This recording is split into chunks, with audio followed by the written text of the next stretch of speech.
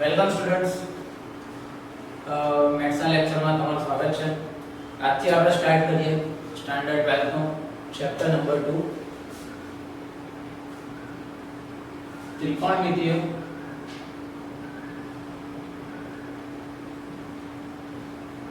પ્રતિવિધેયો.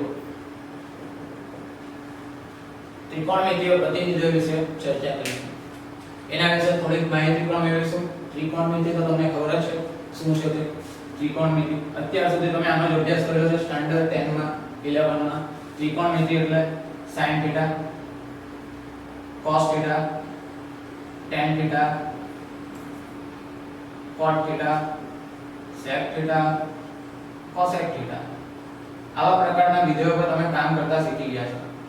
તેના પ્રદેશ વિસ્તાર વિશેની પણ કદાચ માહિતી હશે, એના આલેખ વિશેની પણ માહિતી હશે. જો એની માહિતી તમને હોય તો ઘણું સારું, બાકી કઈ વાંધો નથી. આજે આપણે એના આલેખ, પ્રદેશ અને વિસ્તાર વિશે પણ થોડીક ચર્ચા કરીશું કે જેથી આપણને આજના ચેપ્ટર નંબર 2 માટે આપણને જે કામની આની વસ્તુઓ છે એટલે કે કામની જે થિયરીઓ છે તે આપણને કામ લાગે, જે આપણને આવે છે ને તકલીફ નહીં આવે. તો પહેલો પ્રશ્ન તો આ થાય કે પ્રતિવિધેયો એટલે શું? કોને કહેવાય પ્રતિવિધેય? તો પહેલો શબ્દ સમજો, આના બે ભાગ કરો, પ્રતિ પ્લસ વિધેયો. તો વિધેયો તમને ખબર હશે, વિધેયો કોને કહેવાય? તો કે સામાન્ય ભાષામાં વિધેય એટલે આપણે એને f of x સ્વરૂપે દર્શાવીએ છીએ. f of x એનું બીજું આપણે નામ બોલીએ છીએ ફંક્શન્સ. ઇંગ્લિશ નામ આપણે બોલીએ છીએ ફંક્શન્સ. તો f of x છે દર્શાવીએ છીએ. એટલે કે જે ફંક્શન્સ હોય તેને ઇનપુટ હોય અને ઇનપુટ આપો તો તમને આઉટપુટ મળે, તો એને ફંક્શન્સ કહેવાય એટલે કે વિધેય કહેવાય. એક ઉદાહરણ લઉં છું કે સમજો કે તમે આ બાજુથી 1 એપ્લાય કરો છો તો તમને જવાબમાં અહીંયા આ ફંક્શન્સ આવે છે. આલ્ફાબેટનો ફર્સ્ટ આલ્ફાબેટ એટલે કે 1, સ્મોલ લેટરમાં a. કોઈ એક ફંક્શન્સ છે કે જેને તમે 1 એપ્લાય કરો તો તમને આન્સરમાં શું આવે છે? a. તો પ્રતિવિધેય એટલે શું? તો કે પ્રતિવિધેય એટલે એવા પ્રકારનું વિધેય કે જેમાં તમે આ વિધેયનો એવો પ્રકારનું વિધેય કે જેમાં તમને અહીંયા આઉટપુટ a મળેલો, તેને તમે અહીંયા એઝ અ ઇનપુટ લઈ લો, એટલે કે એઝ અ a ઇનપુટ લીધું તો તમને જવાબમાં શું મળવું જોઈએ? તો કે અહીંયા ઇનપુટ શું આપેલું? 1, તો આઉટપુટ શું મળ્યું? a. ઓકે, તો પ્રતિવિધેય તો એને પહેલે સંજ્ઞાની વાત કરો તો પ્રતિવિધેયની સંજ્ઞા કઈ આવી આવશે? ઘાતમાં -1 f ઇન્વર્સ ઓફ x આનો પ્રતિવિધેય થઈ, આની સંજ્ઞા થઈ ગઈ. તો અહીંયા તમે જે આઉટપુટ હતો તેને એઝ અ ઇનપુટ આપ્યું તો તમને અહીંયા જે ઇનપુટ આપેલું તે એઝ અ આઉટપુટ મળે. આ થશે પ્રતિવિધેય. હજી એક વ્યવહારિક તમને ઉદાહરણ આપું તો સમજો 1 રૂપિયાનો સિક્કો છે, 1 રૂપિયા છે આજની તારીખમાં, તેને તમે વિધેય કન્સિડર કરો છો ડોલર. 1 રૂપિયાનું કંઈક અમુક પ્રકારમાં ડોલરમાં કન્વર્ટ કરો છો, 1 રૂપિયા એટલે કેટલા ડોલર? તો આ વિધેય થયું. તેનું પ્રતિવિધેય શું થાય? તો કે એનું પ્રતિવિધેય ઊંધું થાય. 1 ડોલર એટલે કેટલા રૂપિયા? આ એનું પ્રતિવિધેય થઈ ગયું. તો દરેક વિધેયને પોતાનો પ્રતિવિધેય હોય, પણ ક્યારે? કઈ શરત? તો કે બે શરત. પહેલા ચેપ્ટરમાં આવશે સંબંધ અને વિધેયમાં, તો પણ પહેલા એ વસ્તુ તમને સમજાવી દઉં કે એક પ્રતિવિધેય થવા માટે બે જરૂરી વસ્તુ શું છે. તો નોંધ કરીને હંમેશા ધ્યાન રાખજો કે પ્રતિવિધેય થવા માટે બે વસ્તુ જરૂરી છે. ફર્સ્ટ, વિધેય એક હોવો જોઈએ.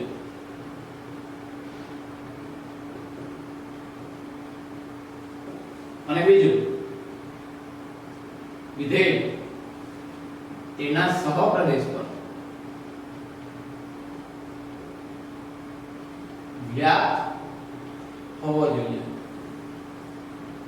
આ બે આવશ્યક શરત છે. જો આ બે વસ્તુમાંથી એક પણ વસ્તુ નહીં હોય તો તમને પ્રતિવિધેય નહીં મળે.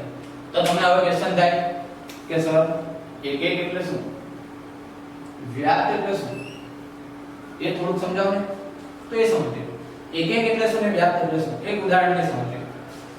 સમજો કે કોઈ વિધેય છે f from a tends to b, એનો ઇન્વર્સ મારે મેળવવો છે, f ઇન્વર્સ.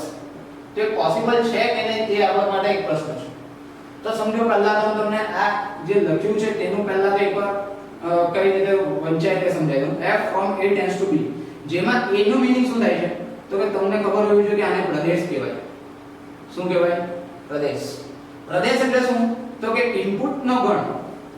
આપણે સામાન્ય ભાષામાં આપણે સમજવાનું, આપણને ખબર પડવી જોઈએ. ઓકે, પ્રદેશ શબ્દ કદાચ સમજવામાં થોડું અઘરું પડે તો ધ્યાન રાખો. ઇનપુટ નો ગણ. સમજો કે આ કોઈ વિધેય છે, તમે ઇનપુટ આપો છો તો ઇનપુટ કયા કયા આપી શકો છો? તેનો ગણ એટલે પ્રદેશ. બી એટલે શું છે?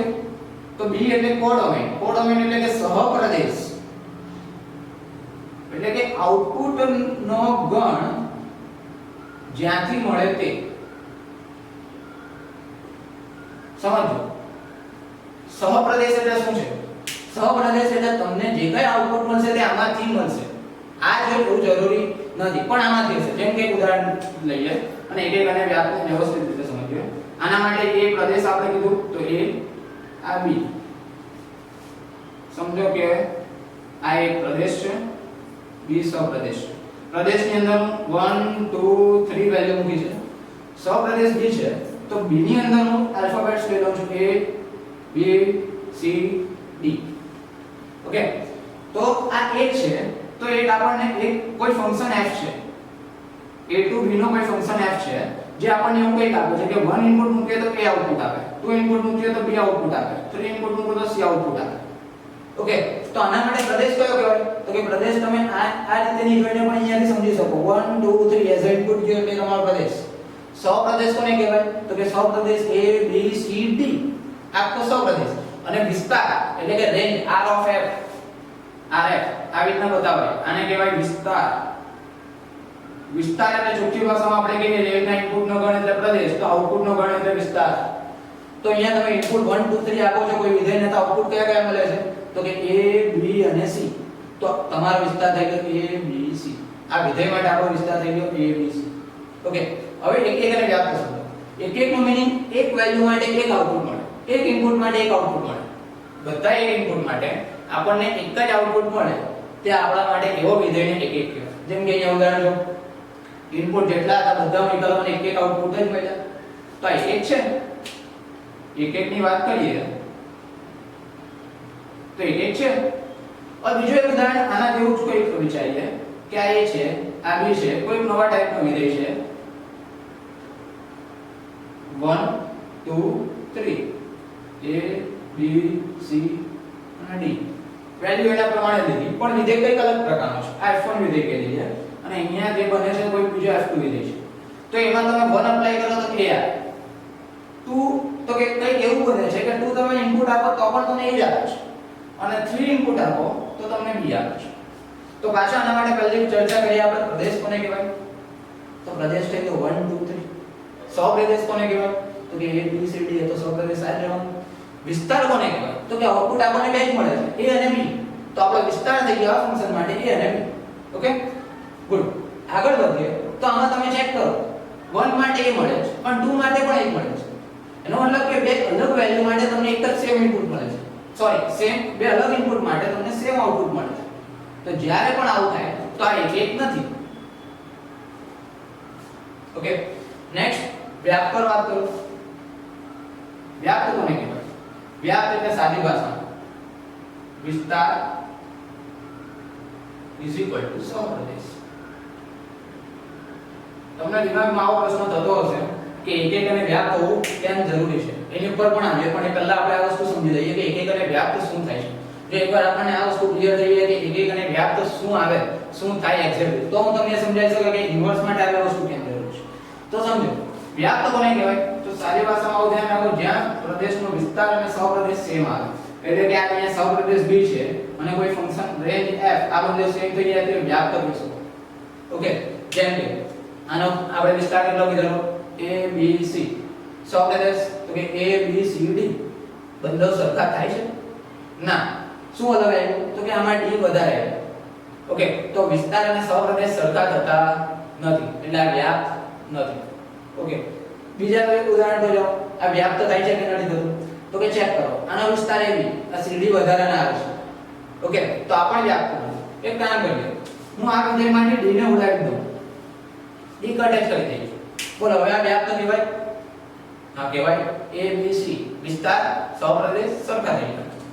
અહીંયાથી હું c અને d ને પણ ઉડાવી દઉં. બોલો આ વ્યાપ્ત કહેવાય?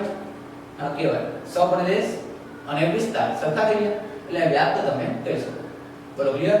એક એક એટલે સાદી ભાષામાં એક ઇનપુટ માટે એક જ આઉટપુટ મળવો જોઈએ. વ્યાપ્ત એટલે વિસ્તાર અને સહપ્રદેશ બંને સરખા થવા જોઈએ. આ વ્યાપ્ત છે. હવે વસ્તુ સમજીએ કે એક એક અને વ્યાપ્ત કેમ જરૂરી છે. તો સમજો, અહીંયા આપણે શું બોલ્યા વિધેયમાં તો કે જે ઇનપુટ આપો બરાબર તો આઉટપુટ મળ્યું, તો એ આઉટપુટ અહીંયા આપતા તમને ઇનપુટ મળવું જોઈએ. સમજો કે આ 1 1 છે ને 1 1 નથી, તો 1 1 માં તમે વિચારો હવે આ જે આઉટપુટનો ગણ અહીંયા છે, અહીંયા જે આઉટપુટનો ગણ આવવાનો તે અહીંયા ઇનપુટનો ગણ થઈ જાય. એટલે કે ઇન્વર્સ માટે જો મારે અહીંયા લખવું હોય a ટેન્ડ્સ ટુ b ની જગ્યાએ તો અહીંયા મારે આવું લખાય b ટેન્ડ્સ ટુ a. આનો જે આઉટપુટનો ગણ આવે છે તે અહીંયા ઇનપુટ બની જાય અને અહીંયા જે ઇનપુટનો ગણ આવે છે તે અહીંયા આઉટપુટ બની જાય પ્રતિનિધિત્વ. ઓકે, જેમ કે તમે વિચારો રૂપિયાથી ડોલર પર ગયા બરાબર, તો રૂપિયા તમારે એન્ટર કરવા પડે કે 5 રૂપિયા 10 રૂપિયા તો તમને ડોલરમાં કન્વર્ટ કરીને આપે. સેમ એ રીતે એનું ઇન્વર્સ વિધેય તો તમારે ડોલર વેલ્યુ અપ્લાય કરવી પડે, તો એનું ઊંધું શું આવે? એનું ઊંધું આપણને શું મળશે? તો કે રૂપિયા. સેમ વસ્તુ. એટલે કે એક પ્રમાણે વિચારો તો એક એક માટે વિચારીએ તો હવે રિવર્સ વિચારો તો આ આપણા માટે ઇનપુટ ગણ થાય f ઇન્વર્સ માટે. આ રિવર્સ કામ કરશે. હું જે આ પ્રકારની બોલ પેન યુઝ કરી લઉં, આ ઇન્વર્સ વિધેય માટે વિચારીએ છીએ તો આ ઇનપુટ થઈ ગયું અને આ બાજુ આઉટપુટ થઈ ગયું. તો a આપણે અપ્લાય કરીએ તો જવાબમાં શું મળે? તો કે 1, રાઈટ. b અપ્લાય કરીએ તો જવાબમાં શું મળે? તો કે 2. c અપ્લાય કરીએ તો જવાબમાં શું મળે? 3. બોલો બધી જ વેલ્યુ મળી. ઓકે, કોઈ પ્રોબ્લેમ નથી આવ્યો. અહીંયા બાજુમાં જોઈએ બરાબર, બાજુમાં એક કામ કરીએ. હવે અહીંયા વિચારો સેમ વસ્તુ બીજા વિધેયમાં આ 1 1 નથી, આ 1 1 હતું એટલે આપણને અહીંયા પોસિબલ કોઈ પ્રોબ્લેમ આવી નથી. પણ હવે 1 1 નથી તો શું થાય? વિચારો તમે આ ઇન્વર્સ વિધેય છે તેમાં એ અપ્લાય કરો છો અને આ વિધેય એવું કે તો વિધેય બે વેલ્યુ એને દેખાય છે કે ભાઈ 1 પણ આવી શકે 2 પણ આવી શકે, તો કન્ફ્યુઝ થઈ જાય. એને ખબર જ નહીં પડે કે ભાઈ કઈ વેલ્યુ આપણે આપવાની છે, કઈ વેલ્યુ એક્ઝેક્ટલી લેવાની છે. તો એ વસ્તુ એરર આવે. એરર મીન્સ કે આ ઇન્વર્સ પ્રતિવિધેય નહીં હોય. એટલે એક એક નહીં હોવા પાછળનું કારણ એક એક થવા માટે જો એક એક થશે તો વિધેયમાં આ રીતે ઈઝીલી કામ થશે, નહીં તો પ્રતિવિધેય નહીં. વ્યાપ્ત પાછળ જઈએ તો આ બધે વ્યાપ્ત લીધેલા હતા. હું એક કામ કરી દઉં છું. આ વ્યાપ્ત નથી લેતો, આ વ્યાપ્ત છે, વ્યાપ્ત નથી બરાબર. તો વ્યાપ્ત આ સમજો એક એક છે પણ વ્યાપ્ત નથી, તો વ્યાપ્ત નથી તો શું પ્રોબ્લેમ થાય? બોલો ઇનપુટ નો ગણ છે. હવે તમે વિધેયને d આપો, વેલ્યુ d મૂકો છો તો d વેલ્યુ મૂકો છો તો સામે કોઈ જવાબ જ નથી મળતો, તો એવો તો કોઈ વિધેય પોસિબલ જ નથી. વિધેયમાં જે તમારી ઇનપુટ તમે બતાવો છો તે બધી જ ઇનપુટની વેલ્યુ માટે તમને આઉટપુટ મળવા જોઈએ, તો જે તમારા વિધેયનો ઇનપુટનો ગણ કહેવાય, બાકી શક્ય નથી. એટલે આ વસ્તુ તમારે ધ્યાન રાખવાનું. હવે આ વસ્તુ આપણે સમજીએ ત્રિકોણમિતિય વિધેય માટે કેમ કામ. એટલે આ વસ્તુ તમારે ધ્યાન રાખવાની કે પ્રતિવિધેય માટે કઈ બે વસ્તુ જરૂરી છે, તો કે વિધેય એક એક હોવો જોઈએ, તેના પ્રદેશ પર અને તેના સહપ્રદેશ પર વ્યાપ્ત હોવો જોઈએ. ઓકે, ચાલો તો હવે થોડીક ચર્ચા આપણે ત્રિકોણમિતિય વિધેય માટે કરીએ.